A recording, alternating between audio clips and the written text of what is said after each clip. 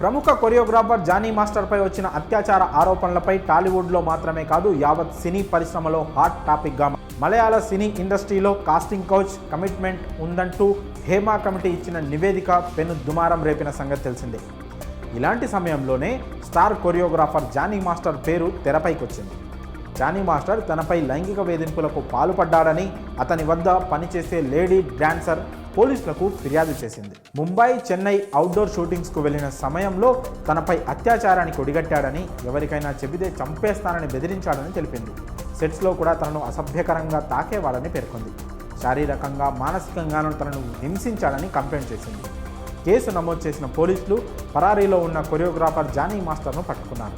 అయితే బాధితురాలు చెప్తున్న దాని ప్రకారం చూస్తే ఢీ షోలో చేస్తున్నప్పటి నుండి ఆమెపై జానీ మాస్టర్ కన్నేశాడు. ఎంతో ప్రీ ప్లాన్గా తన టీంతో కలిసి కథ నడిపించినట్లు తెలుస్తోంది. ఓ ప్రముఖ ఛానల్లో ప్రసారమయ్యే డ్యాన్స్ రియాలిటీ షో ఢీలో పలు సీజన్లలో బాధితురాలు పార్టిసిపేట్ చేసింది.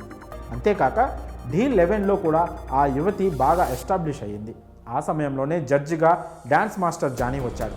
అప్పుడే ఆమెపై మనసు పారేసుకున్నాడు ఈ కొరియోగ్రాఫర్.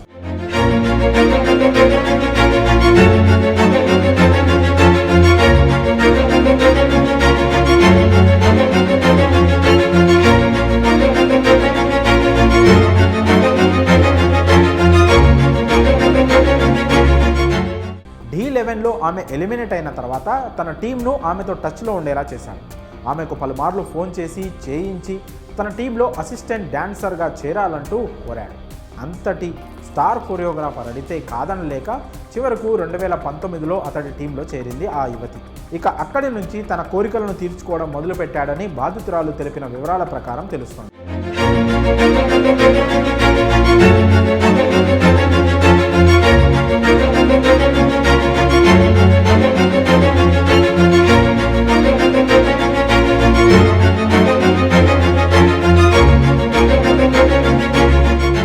ప్లాన్డ్గా ఆమెను అవుట్డోర్ షూటింగ్స్కు తీసుకెళ్లడం స్టార్ట్ చేశాడు. అలా ముంబై, చెన్నై వంటి ప్రదేశాలకు అవుట్డోర్ షూటింగ్స్కు తీసుకెళ్లినప్పుడు ఆమెపై పలుమార్లు అత్యాచారానికి ఒడిగట్టాడని బాధితురాలు తెలిపింది. అక్కడితో ఆగిపోలేదు. క్యారవాన్లో సైతం తన కామ వాంఛ తీర్చాలంటూ ఇబ్బంది పెట్టినట్లు తెలిపింది. షూటింగ్ సమయంలో కూడా ఆమెను అసభ్యంగా తాకుతూ ఇబ్బందికి గురిచేశాడు. అంతేకాదు అలా ఒక సినిమా కూడా మొదలుపెట్టాడు. అలాగే సంచారి అనే సాంగ్లో కూడా నటించాడు. దీనికి రజనీకాంత్ డాటర్ ఐశ్వర్య రజనీకాంత్ ప్రజెంటర్గా వ్యవహరించడం విశేషం. అలా ఆమెకు ఛాన్సులని చెప్పి మభ్యపెట్టి లొంగదీసుకొని శారీరకంగా, మానసికంగా హింసకు గురి చేశాడని బాధితురాలు పేర్కొంది.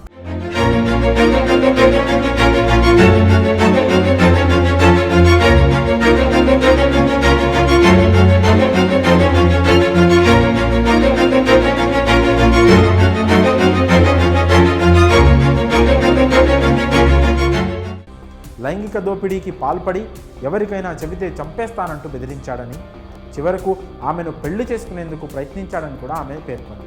కానీ సదరు యువతి ప్రతిఘటించడంతో చివరకు పని లేకుండా చేసి భార్యతో కూడా భయపెట్టించాడు. ఇక తట్టుకోలేక బాధితురాలు పోలీసులను ఆశ్రయించింది. మొత్తంగా ఢీ11 షోలో సదరు యువతి ఎలిమినేట్ అయిన తర్వాత జానీ మాస్టర్ అసలు కథ నడిపించినట్లు తెలుస్తోంది. మరి ఈ జానీ మాస్టర్ ఇష్యూపై మీ అభిప్రాయాలను కామెంట్స్ రూపంలో తెలియజేయండి.